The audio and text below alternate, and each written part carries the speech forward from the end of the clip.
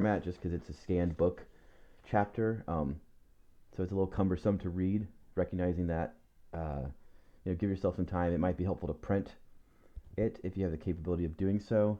Just because it's a little bit easier to read, kind of PDFs that have that book scan dimensions. If it's printed out on paper, you can actually uh, look at it a little bit easier that way. But nevertheless, read the article first, and then this lecture will discuss kind of the core concepts in the reading, some of the aspects that are important to keep in mind as we go through the rest of the semester, and also provide the context for your assignment for next week. So the article it's a book chapter called Technologies as Forms of Life by author Langdon Winner. Langdon Winner is a philosopher and political theorist, particularly noted for his field or for his work in the field of science, technology, and society studies. There's a field of philosophy called STS, known as Science and Technology Studies, that he is one of the leading scholars in. He has his PhD from University of California, Berkeley, and before retiring, which was recent, he held positions at MIT, UCLA, UC Santa Cruz, and Rensselaer Polytechnic, which is in New York. His notable works include such books as Autonomous Technologies, a book called The Whale and the Reactor, and both these books really explore the relationship between technology and society. He also is the editor of a book here called Democracy in a Technological Society. All of his books have a similar theme of kind of trying to understand, the contemporary views of technology, how technologies influence society, and how kind of human condition responds to technological changes.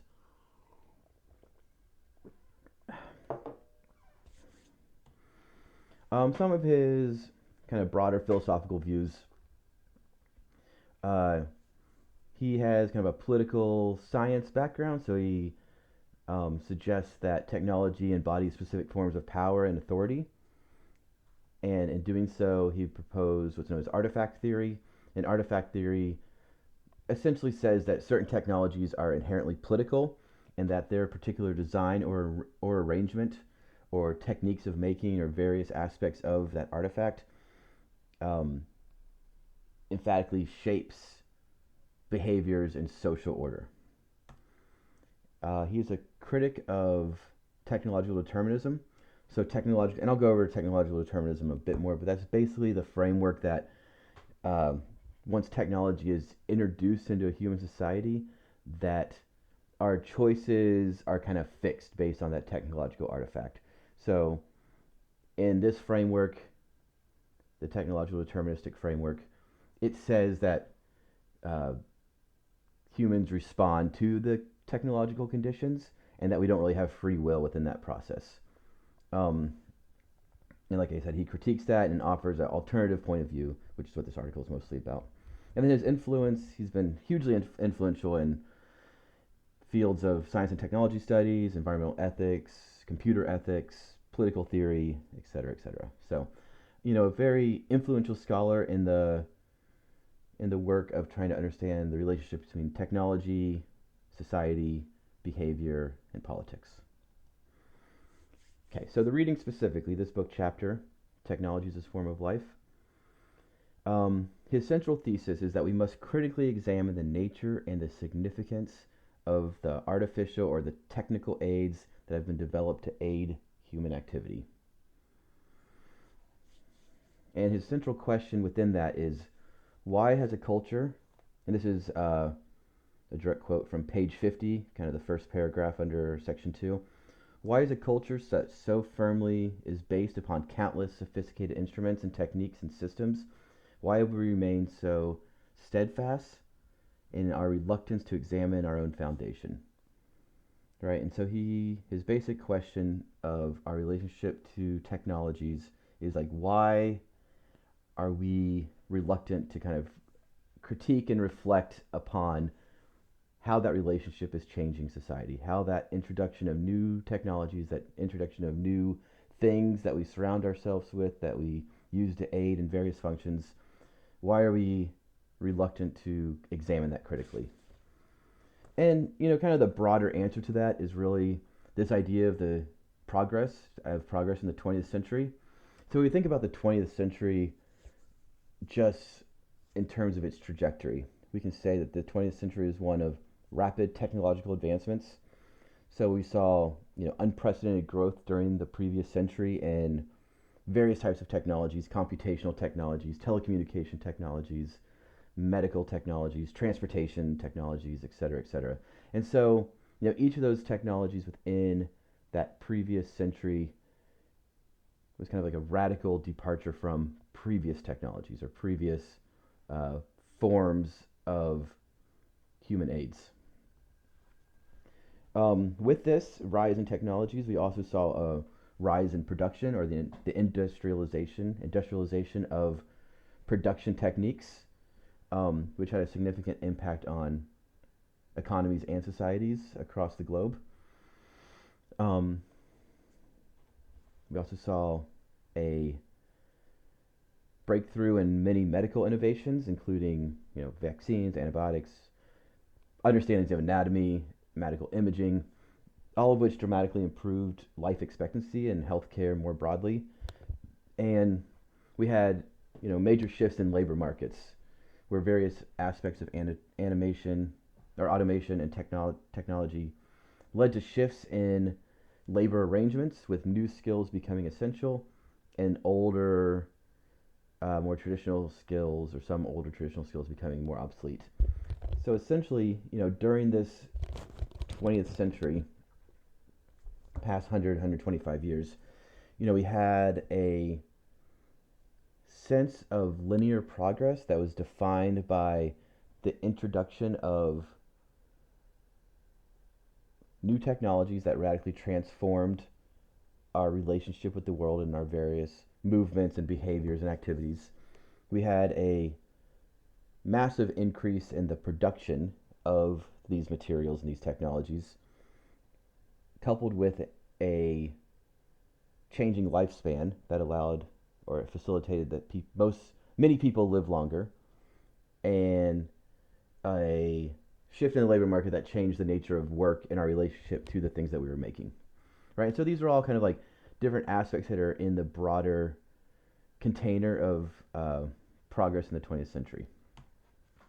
And if we look at a development of the automobile, for instance, and the shift in the production mechanisms of the automobile, right? This is what's known as the Fordist economic model or the Fordist assembly line model, where the production of materials based on the mass production of this automobile, the production of materials was found to be more efficient and more or less labor intensive, and led to a higher rate of materials per hour if there was an assembly line technique being used, in that instead of one person building or making a whole material and having expertise on how an entire thing operated and worked, that one person was in charge, or one person was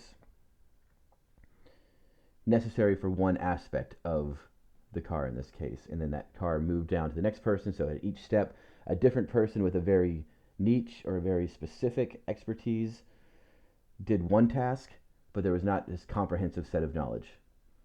And this was found to be the most efficient mode of production for automobiles that was transferred to the most efficient mode of production for all sorts of things, right? Including things that had been traditionally the purview of artisans and craftsmen and specialists, like the production of shoes, for instance, right? So the shoe production process became one not of skill and craft, but one of assembly, and that assembly was in large part aided by the automation or the technological advancements to increase efficiency, to increase productivity, to create more and more products, which led to a craft that had been part of human society and human existence for thousands of years, as a shoemaker would make shoes one at a time, develop through the whole comprehensive set of the process. It is a slower, a more deliberate, and a more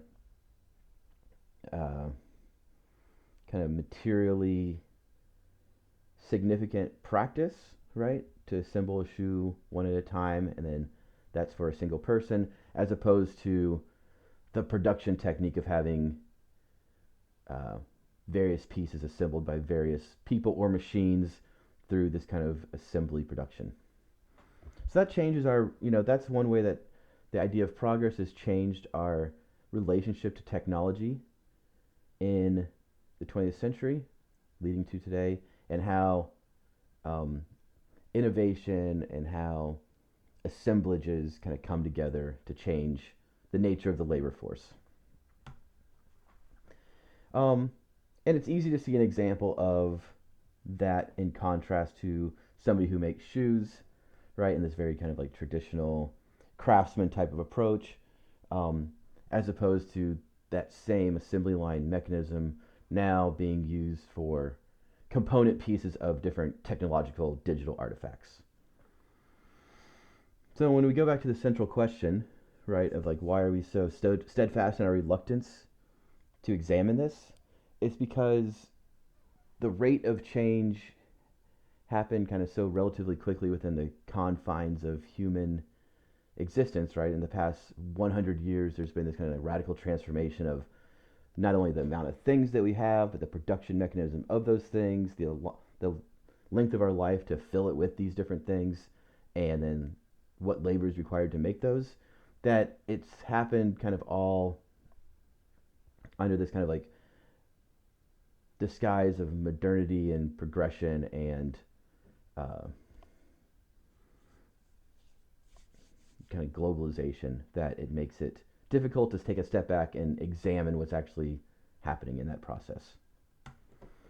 Um, so the author goes on to discuss our relationship to these technical things, right? And he divides that into two categories, really: the making of things and the use of things. So we think about the making of things. He says that, the way that we frame the making of things is that it's the domain of inventors and technicians and engineers, and that the production and maintenance of things is complex and requires expertise, right? And so because of that, uh, we're disconnected from like how things actually work, because the process has become less analog, right? Less craftsman oriented, less an individual doing the entire project and knowing all components of that, to this kind of assembly line production mechanism where we don't know how to do everything. We know how to do one very specific thing. And thus, we don't really have a very good sense, more broadly, of how these things work that we're using. Like, I can't really actually tell you how a GPS system, I mean, I can tell you how the GPS system works. I can't really tell you like how the internal components all relate to each other, right? I know conceptually how a GPS system works with satellite relaying information, triangulation, and yada yada yada. But like how the individual like chips and components and communication frameworks work within that, I don't really have a great sense of, for instance. Um, and then the other thing he mentions is that the way we interact with things is we often use them for particular purposes, right? So this is what's known as tool being, or uh, the human activity of using things. So in this case, right, if we think about like a hammer, for instance, we bring that hammer into being in our relationship to us when we use it, and then when we don't use it, it kind of just fades in the background when it's not in action. And that is different with digital technologies, because as we mentioned, digital technologies have some sort of data component, data storage, data transmission, data communication process to them. And so like an iPhone, for instance, when we use it, we're using it for particular purposes, multifaceted purposes. But when we're not using it, it doesn't just fade into the background of inaction. It's still undergoing action while we're not using it in capacities that we don't necessarily understand all the time, right? It's still storing data, it's still transmitting data. Sometimes it's still connected to different cloud servers or different apparatuses. So it's doing different things in the background, right? Unlike a hammer, which if a hammer is sitting in the background, then it's sitting there. It's not interacting with other things, right? It's not interacting with us. It's not interacting with other hammers necessarily. Whereas if you have a smartphone and you put that to the background and you're not actively using it, it's still engaged in processes, right? So that's when we talk about our relation to human, or our relation to technical things, right? Do we understand how things work, and do we understand how things are being used, or how are things like active when we're not actively engaged with them? Um, so another quote from the reading. This is on the third paragraph on page 51. It says technologies are not merely aids to human activities, but they are also powerful forces acting to reshape that activity and meaning. So automation in the industrial workplace not only increases productivity, but it radically changes the process of production and it redefines what work actually means in those settings. And so that's if we think about the relationship that we have to things, right? The relationship to how things are made, how things work, how things are used. That whole process is not just cause and effect, but there's some sort of like relationship that's happening that's reshaping what our experience actually is in the world. And I'll go through an example that kind of brings us into more detail. The example that he brings up from the reading is how does technology, um, what does it offer and what does it limit? And he brings up the example of automobiles, right? So the automobile allows us to travel distances that would be not easy to travel, on foot or through other modes of transportation, through non-motorized modes of transportation. It allows us to cover a great distance at like a pretty rapid time if you think about it, in a way that you're not exposed to elements, that you're not um, you don't have to traverse various types of terrain that could be difficult to traverse. Um, there's gridded networks of roads that allow you to kind of move through spaces at different speeds. And even though it's incredibly dangerous in one way, in like another way of thinking about it, it's like the ability to move through that kind of space at that kind of speed and relative safety, right? So many people drive all the time every year that the rate of like accidents is actually remarkably low when you think about like how much use is being, how much time people spend in cars going at these like incredibly high speeds and tight confines. Um, so it enables all these things, right? It offers all these things: quickness of movement, efficiency of travel, relative safety, protection from elements. But it also limits us in these other capacities, right? That though we're able to move through space and time in this like radically different way than we could, say, 100 years ago, it limits us like in terms of different perceptual capabilities, right? We see things at a different speed. It limits us in terms of social capacities that we might get if we're walking through a neighborhood. It limits us in terms of sensories, sensory experiences that we might have in terms of sights and sounds and smells and textures and foods and all these sorts of things that like can accompany you when you're moving at a slower pedestrian speed through a city. It also changes the physical nature of the city itself, right? So instead of a city being built around that movement, that slow movement through spaces, those spaces are filled with textures and things that allow us to experience the city in an individual and unique and pleasurable way. The city is then readjusted so that there's these nodes where those activities take place, and then you drive to those nodes through these kind of street networks. And so the technology of the automobile, it offers us something that's unique. It also limits something that is unique, right? And so that offering and that limiting, it brings certain human experiences to our lives, and it kind of removes other human experiences from our lives. And there's a quote that he has on page 53. It kind of articulates this in more detail. This is the beginning of the second paragraph on page 53. Knowing how automobiles are made, how they operate, how they are used, knowing about traffic laws, knowing about urban transportation policies, all these things, they don't necessarily help us understand how automobiles affect the texture of our lives, right? They tell us about the operational components of it. They tell us about um, the material components of it, of how they're made. They tell us about how policy is fixed to maximize traffic flows or to minimize traffic jams or whatever, right? And so it tells us all those things, but it doesn't really tell us as much about like how that has impacted our like perceptions, habits, conceptions of space and time, social relations, etc. So a lot can be known about the human condition based on different aspects of the technology, but it requires kind of a deeper critical reflection about the more human characteristics or the more human perceptions to understand how that really kind of impacts and affects how new technologies and new devices and new systems, how that impacts like the texture and the flow of modern life. Okay. So an example I'll give, we say what has been restructured in the course of a modern technological development.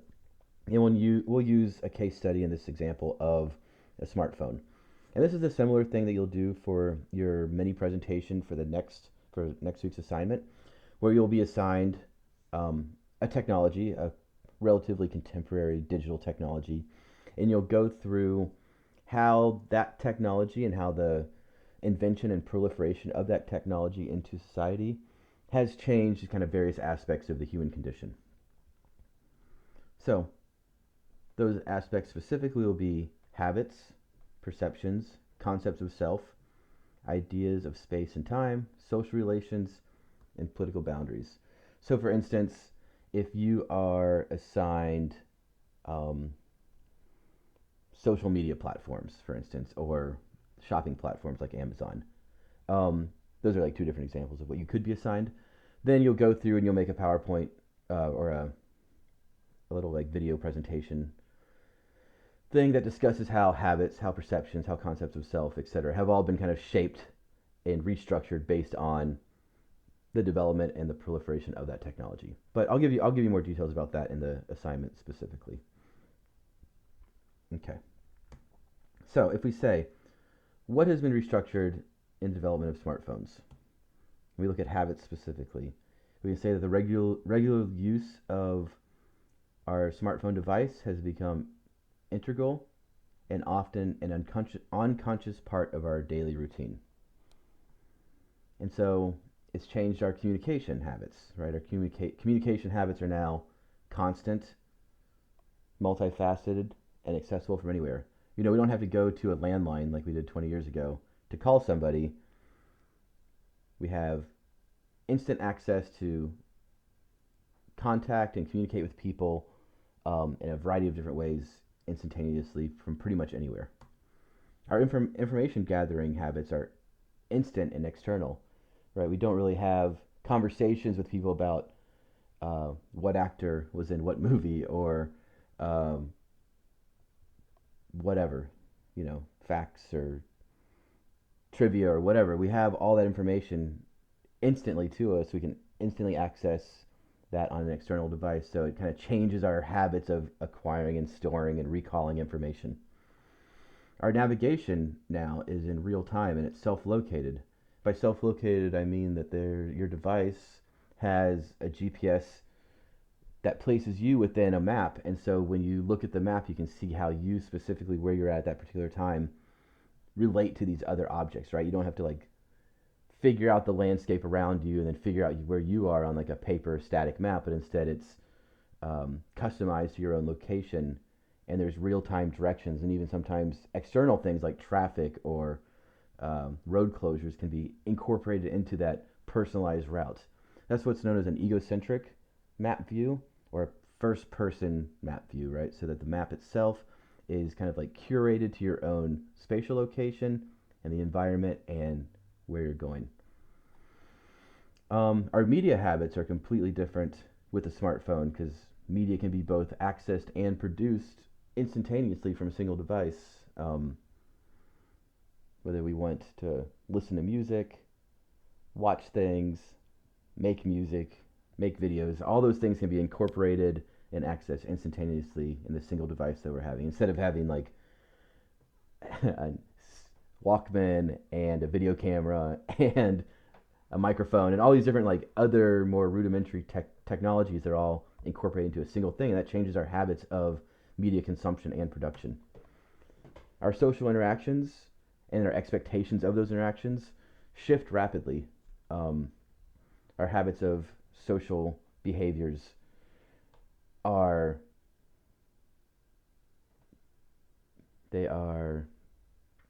constantly in flux, right? And our habits of those behaviors and our expectations of others are kind of always in flux, and they shift more quickly than they have in the past based on the smartphone development. And then our consumer behaviors are much more consolidated because we have access to all these different kind of shopping mechanisms kind of right built into this device that we carry with us all the time.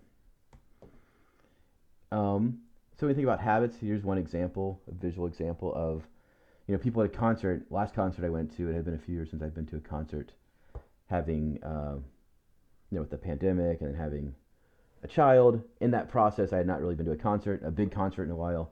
I went to one recently, and I was like almost taken aback by how like prolific people's experiencing this concert was through their devices as opposed to through their own like sensory things, right? Through their eyes and ears and kind of the human physical experience that was all like mediated through this technology, and people were live streaming it and people were recording it, and there was just like it kind of changed this whole nature of going to the concert in a way that I was not really expecting. So, I could tell from that experience that the habits of the phone, the habits that have been enabled by having this device that we carry with us all the time, had changed our like behaviors at events like this, which was very strange to experience for the first time. Our perceptions have also been restructured with the development of smartphones. By perceptions, we're talking about how our engagements with technology has changed sensory, cognitive, emotional, and social perspectives. So, for instance, having a smartphone device with us at all times has really reduced our attention span. We have this constant influx of notifications. We've created like this habit of multitasking that really creates a scattered focus for us on particular task.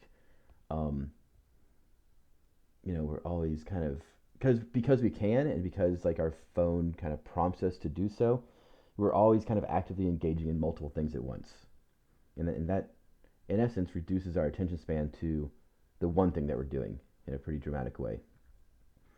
It's also dramatically altered our perception of waiting.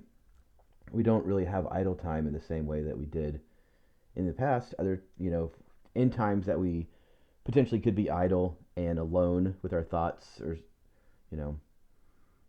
decompressing from our day, or kind of like putting things into context mentally.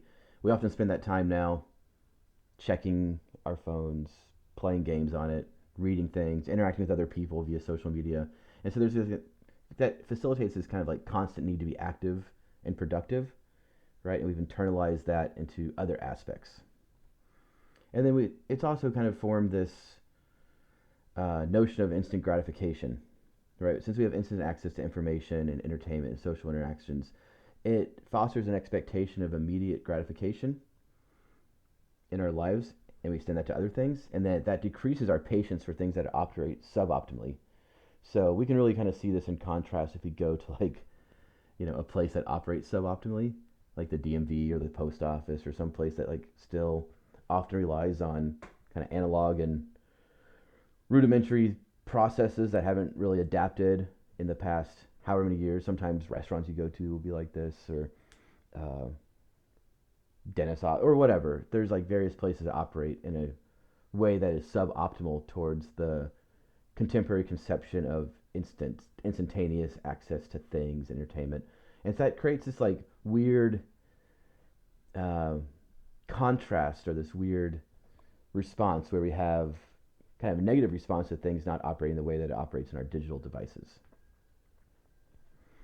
One example I found of this is kind of like the gamification of ordering coffee through those Starbucks apps that has like these different personalized processes to it. It has different ways you can customize and earn points and do all these various elements to optimize your coffee experience, so that you could walk into Starbucks and already have your order paid for, already have it ready for you. You just have to walk in the door and like scan your phone and pick up your coffee, and then go on your way. And the level of interaction, the level of time that's required to do so is dramatically decreased, which can be good in a variety of capacities, but it can also have these other consequences in these other ways, right? And so, whenever we're looking at these different how technology has shifted the human condition, any of these technologies that we're looking at, we always try to say like it's not necessarily good or bad, right? It's just different, and that difference is meaningful, and sometimes that the meaningfulness of that difference is minute and mundane and perhaps not all that important, and other types of differences, right, are significant and could have like unintended consequences that we don't anticipate, or could be like cataclysmic to the very order that we kind of perceive in society. And maybe that's like to say again, that's not good or bad. It's just like a foundational transformation. And this is just an example of like how something as simple and mundane as getting a cup of coffee becomes increasingly complex, increasingly customizable, increasingly uh, optimized, and that's creates like a different way of just being like, can I get a cup of coffee? Which is one of the most straightforward things you could ever ask for, but now it becomes increasingly um, convoluted, right? And then if this doesn't work, if this like multi-step process of ordering your coffee through your phone, if something like is messed up with that, it really kind of like throws us off kilter for the rest of our experience. It's very, very bizarre. So those are perceptions, right? If we think about concepts of self in relation to technology, we can say like, how is individuals' perceptions, expression of their identity, how are those influenced and shaped by our interaction with smartphone technology, including things like our digital identity, our social validation, self-expression, and our concept of privacy. So through smartphones and the different tools and things that they enable us to do in real time, that allows us to really meticulously create an online digital persona, or a curated digital persona, which is really like a reflection of self that we try to create and extend outward, right? That has a certain image, a certain set of values, a certain set of behaviors and practices, and that's we can curate that in a particular way and like use that to represent ourselves to people that we don't necessarily know, um, and that kind of creates a weird sense of self in a lot of ways, right? We have almost like a dual personality. We have like a physical persona and we have a digital persona. It also changes the validation and feedback loops of engagement, right? And increasingly, a lot of different social media platforms that we access on our phone or that we share videos to, or make videos for, or whatever, they have almost like a built-in currency of comments or shares or likes or whatever kind of the mechanism within that apparatus is to uh, highlight something or comment on something or like something or whatever there is. There's some sort of like digital currency that's associated with um, popular things within that media platform, and thus that creates like validation, gives you positive feedback to keep doing the same thing, right? And so that kind of changes our conception of self in a way as well, because we tie our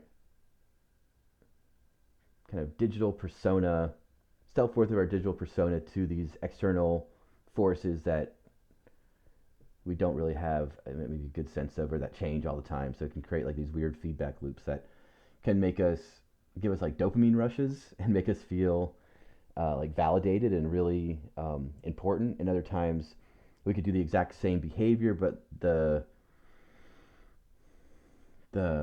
atmosphere, or like the whatever is valued, is shifted without us knowing, and because of that, it creates these weird like um, defeating feelings that come from it. So we can both get like dopamine feelings of euphoria and also feelings of like self defeat through the same practice because of these like external forces and feedback loops.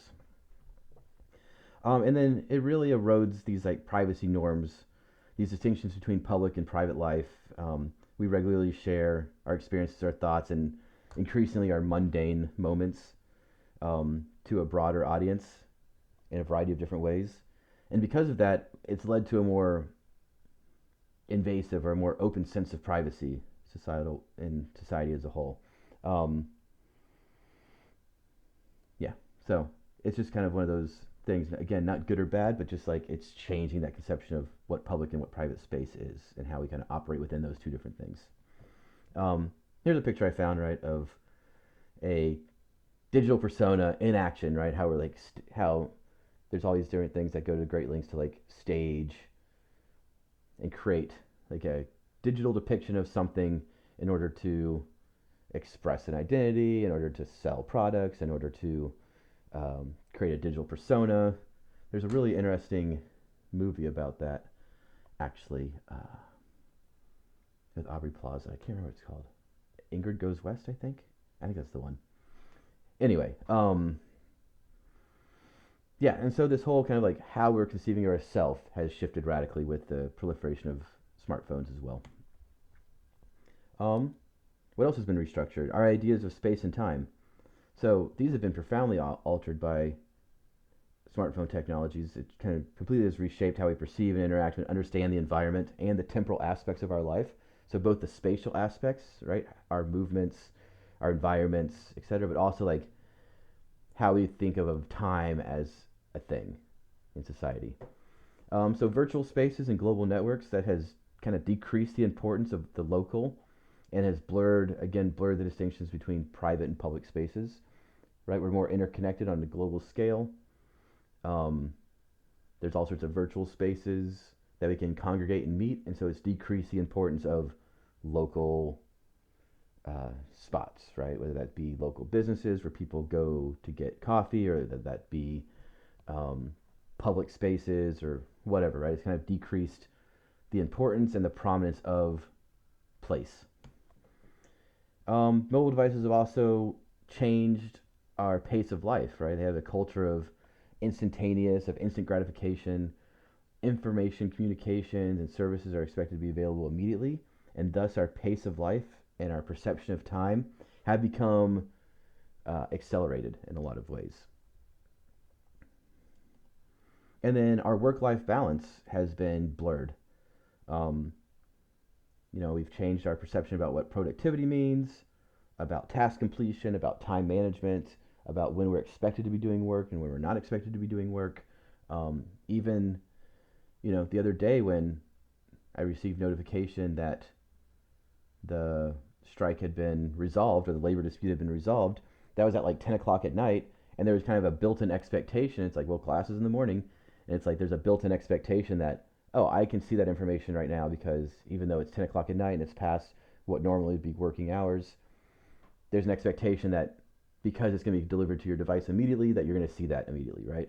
And so there's an expectation on me that I'd be able to then communicate that expectation to all my students, right? And that they would also be actively engaged in their device and be able to access that information immediately. And therefore, even though it was 10 o'clock at night when I was made aware that there was class the next day, there's almost this like built-in expectation that I would be able to receive that information and communicate it to all my students immediately, right? And that all the students would then have the capability of receiving that information and then would thus be able to attend class the next day.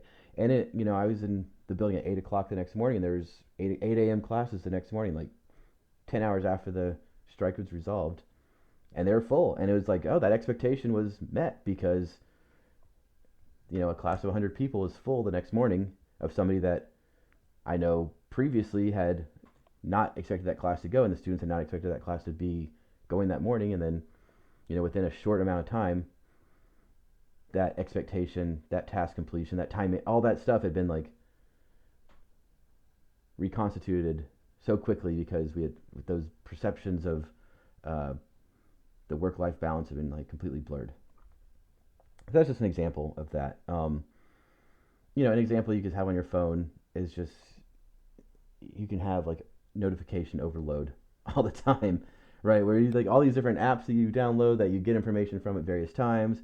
Some of them are for hobbies or for pleasure. Some of them are for things that you buy and they're coming to you in the mail. Some of them are for promotions. Some of them are work emails. Some of them are notifications from social media. There's all sorts of different things, and we're almost kind of expected to have those things on so we can receive that real-time notification and enact in the way that we're supposed to immediately. Just a few more. Sorry, this is running a bit long, but it's important to kind of get the foundations of this stuff taken thought through. Um, what has been restructured in terms of social relationships? This refers to how technology influences our shapes, or influences and shapes, and redefines the way that we interact with individuals, interact with groups, how we communicate, how we form and maintain relationships. So this is modes of communication, right? New modes of communication such as texting, messaging, video calls, social media, direct messaging. All these things have transformed the expectations or the modes of communications for interpersonal communication, and has kind of like solidified ways that different groups talk to each other about different things or different aspects, right? So you use different types of communication systems for different types of conversations. Um, there's hidden languages, new languages that are kind of built into that change so rapid that it's hard to keep track of the appropriate way or the expected way to communicate, right? Um, there's the formation and the maintenance of relationships. So mobile phones have allowed us to like maintain and um, create and maintain relationships in ways that would have been very difficult in the past, right? We can text people all the time. We can video communicate with people that live across the country very easily. But the manner of that maintenance is often unique to different individuals or groups, and it can be difficult at times to keep track of like how you're supposed to maintain relationships, or if that maintenance of that relationship is fulfilling for both people. And then there's different social dynamics and behaviors that are enacted in different types of contexts based on these technological mediators, right? So online interactions differ from face-to-face interactions in all sorts of things like formality and tone and self-disclosure. But those lines are increasingly blurred about like what constitutes appropriate online behavior versus what it constitutes appropriate in-person behavior, and we see kind of like that go back and forth both ways, right? Um, we see people do things in person that you would never expect them to do, but they enact those behaviors online, and so they feel like they can enact them in person in ways that is disruptive or aggressive or ways that are make everybody else uncomfortable. But we also have like ways that we act in person that we would never act online, right? So there's like this weird interchange. Social dynamics and behaviors are all um, shift because of that kind of proliferation of smartphones and having a mobile computer device all the time. Here's an example I found that's kind of funny. But just even like the communication framework, there's even a term for this phenomenon called the three dot anxiety, where you're in the midst of communicating with somebody via text message and you ask them questions or you're trying to arrange something, and then the response you get back is indicative that they're typing a message but then haven't sent it or haven't finished it. And it's like an anxiety inducing thing. It's like a clinically demonstrated anxiety producing event to have the three dot coming back where somebody has like abruptly shifted the power structure or shifted the nature of the conversation in a way that leaves a person who's waiting on this phenomenon almost feeling powerless. So that's an example of how social relations are mediated by these devices and how like interpersonal exchanges have the capability um, of kind of like going sideways in ways that are unpredictable. Um, and finally, political boundaries. So this refers to how advancements in technology have influenced or reshaped or sometimes challenged traditional notions of borders or governments or movements of resistance or all sorts of different kind of political actions. So this, takes place when we think about the global mobilization of social movements. So with these technologies that we have, it allows for there to be information exchange and international support to and international attention to grow quickly in ways that didn't happen in the past. We're seeing that currently with the global mobilization of um, both Israel and Palestine based on various practices and activities that are proliferating through different types of social networks, and that's leading to different types of international support, different types of attention, and a lot of things that don't really that I mean all these things transcend like the boundaries of that conflict itself, of the Israel-Palestine boundary itself, right? They're transcending those boundaries to a national scale, and the consequences of that we really have no like framework for understanding, right? Um, in any capacity. So it's just, I mean, it's we can see this in microcosms other places. I think most acutely with this currently, that there's this global mobilization of opinions and perspectives that are founded on a variety of different types of platforms, and all of that has unintended consequences that,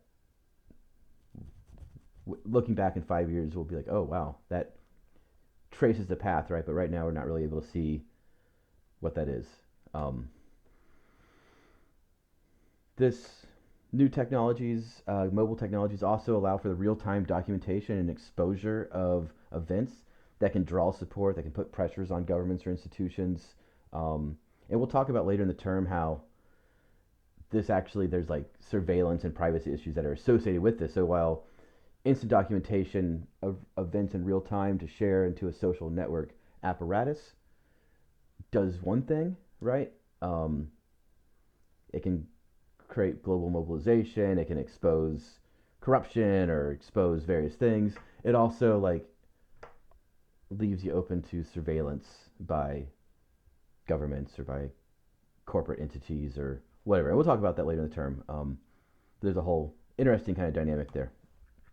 Um, and then, with the capability of citizens being able to record and share events in real time, that can also often counteract official narratives and expose issues like corruption or human rights violations or police brutality or corporate overreach or all sorts of these different aspects that counter the official dominant hegemonic narrative. Citizens have the capability of recording and sharing and enacting a different narrative, a counter narrative that can illustrate something to a broader audience. So that really challenges kind of like the political boundaries, the politics of events, right? Example I pulled from that, is the recording of police during while they're in riot gear during a social event, right? And like I said, we'll talk about this later in the term. But thinking about how the political or the devices that we carry, that we use, the technologies that we use, kind of reconfigure the dominant political narratives is a very interesting and convoluted and complex aspect of technological innovation. Sorry, it's almost done. I'm kind of going on long, but that's okay. So technological determinism, right? So this is the concept that technological innovation is the basic cause for change in society, and that humans have little choice other than to sit back and watch this process unfold. The author says this on page 53, the last paragraph. Right, he says, in this process, if we think about technological determinism as like the invention of a technology leads to a particular outcome, right? And that we have no way of stopping it once that process begins. So we can say, oh, the suburban landscape is a direct product. Like it was an inevitable result of building individual automobiles that allowed people to traverse distances at high rates of speed and live in land use patterns that were fundamentally different than traditional grid-based urban patterns. And while that's true in a certain sense, right, the proliferation of the individual automobile allowed for this type of spatial organization of a landscape to occur, it was not necessarily inevitable. It was actually a human choice to prioritize a certain aspect of the car's technological aspect or technological capabilities, right? We prioritize a certain aspect of those capabilities in order to enact a certain type of landscape that meets many other purposes besides just being a landscape of transportation, right? This suburbanization equates to all sorts of ideas about personal space, about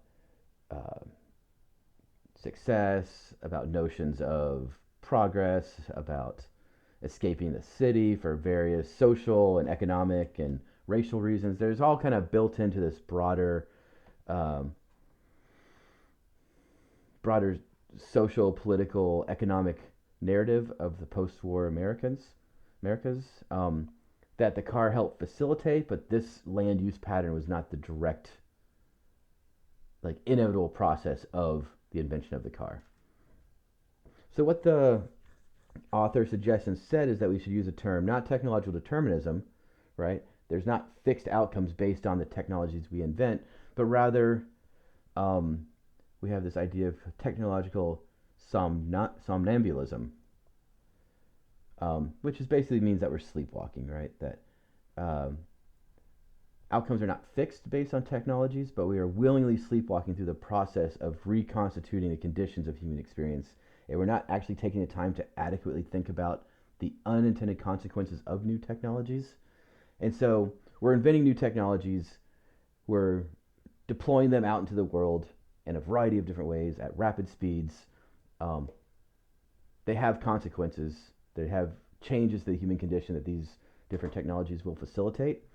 And what the author is arguing is that we need to take the time to actually like think about what that process is and what those consequences of this new technology are before just unleashing things um, without restraint, right? And this is especially kind of pertinent to conversations about artificial intelligence and geoengineering and other types of like technologies that are in their infancy now that could radically alter the social and environmental conditions of the world.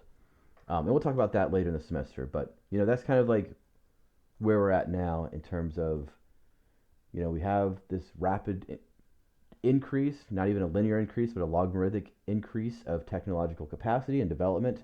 And from that, our kind of temporal capacity to understand things and to reflect on things and make critical evaluations of how those technologies are impacting society are shrinking. And we're increasingly kind of ignoring that time window as well. So it's kind of a weird, process of technological innovation that we recognize that things are increasing rapidly, but we also are kind of lacking the capacity simultaneously to like reflect on that critically. And you think about Moore's law, which I'm sure everybody's aware of. That's like the idea that the capacity of microchips doubles every 2 years, right? And so that every 2 years, we double our capacity for technological data transformation or technological data transfers and storage. And if you look at the scale here on the left, right, this is what's known as a logarithmic scale. This is not linear, right? The difference between this 5,000 and 10,000 is not the same as the difference between 5 million and 10 million here, and et cetera, et cetera. And so even though, and we'll talk about this when we talk about data visualizations and whatnot, even though this graphic here looks like there's a linear progression between time on the x-axis and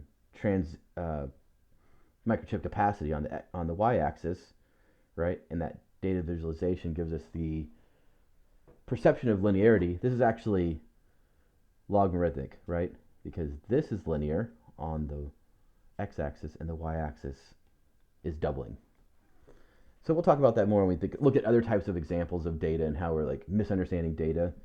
But if we think about like our technical capacity is increasing, the proliferation of things, especially things that are digital and connected, are rapidly increasing, and then like our windows for reflecting on those things are increasingly short, and our capacity to reflect on those things is increasingly being minimized in a variety of different political, economic, social, and material capacities. So just some terms to think about as we go through the rest of the semester. This is the last slide. What is human adaptation when we think about technological invention? In what ways does our interaction with the technology become second nature? What is the integration of technologies? When do technologies lose their tool-like or their discrete qualities and actually start to become interwoven into our everyday life? What are material conditions? How do technologies alter the properties and the nature of physical things? So we'll talk a lot about this when we talk about um, geoengineering and stuff like that. But even if we think about like the automobile, how did that help facilitate the change in the material conditions of the urban landscape, right? There's a relation there. It's not necessarily a deterministic or a linear relation, but there is a relation. Understanding how material conditions are impacted and respond to technologies is important. We can talk about optimization. What is considered of value to optimize and what is seen as redundant or unnecessary. Optimization is something that we often is what new technologies are striving for, is to optimize something, but what is being optimized, and like, is what is being optimized actually what needs to be optimized? And then responsibility. How do we understand and evaluate responsibility for the things that we make and use? So these are all questions that we'll kind of return to throughout the course of the semester. I hope this reading primed you for such questions and such thinking about these different technologies. And like I said, the next week of the class, you will have a little video. It's called a bumper video that you'll make that discusses technology, the technology that you're assigned, and that will be